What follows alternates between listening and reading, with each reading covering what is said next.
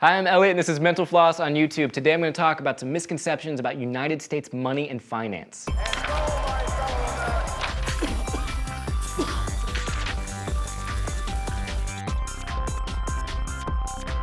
Misconception number one, you have to be broke to declare bankruptcy. Filing for bankruptcy has a few requirements, but being broke is not one of them. If a person is unable to pay their bills, then they qualify.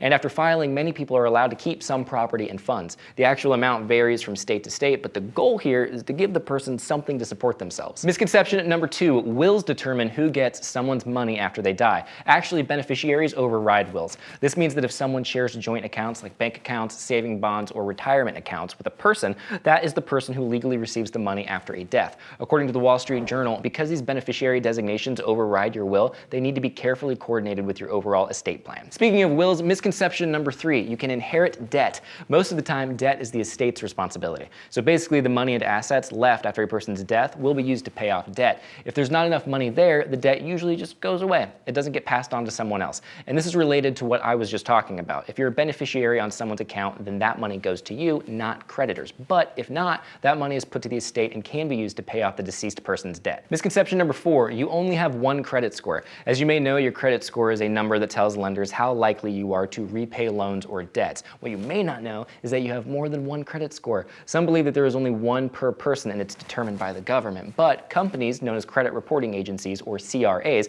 actually provide credit scores. So if you request your FICO credit score, it might vary depending on which CRA you ask. There's also another type of credit score known as Vantage score, and different CRAs will have different score systems too. Misconception number five, income affects credit score. Income will definitely be important to institutions that grant loans, but even if you're a billionaire, it won't factor into your credit score. Things that do affect your credit score include late credit card payments, maxed out credit cards, and defaulting on loans. Misconception number six, elderly people live solely on Social Security. Altogether, Social Security makes up around 38% of the income of the elderly. As of 2014, the Social Security Administration claimed that among elderly Social Security beneficiaries, 22% of married couples and about 47% of unmarried persons rely on Social Security for 90% or more of their income. But this is not an ideal situation. In 2012, the average person living on Social Security received a mere $14,400 a year, which was only about $3,500 above the federal income poverty line. Misconception number seven, undocumented immigrants in the US don't pay taxes.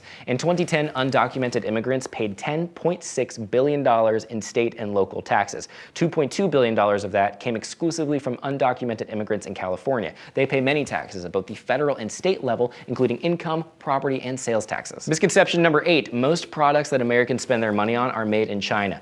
According to a 2010 study conducted by the Federal Reserve Bank of San Francisco, Chinese goods only make up 2.7% of personal consumption expenditures in the United States. So where is everything coming from? Well, it turns out that 88.5% of the things we buy were made in the US. How about that? Misconception number nine, college costs more now than ever before. Actually, according to the College Board's annual survey of colleges, the cost of college might be more manageable now than ever. Because as the cost rises thanks to inflation, so do grants and scholarships.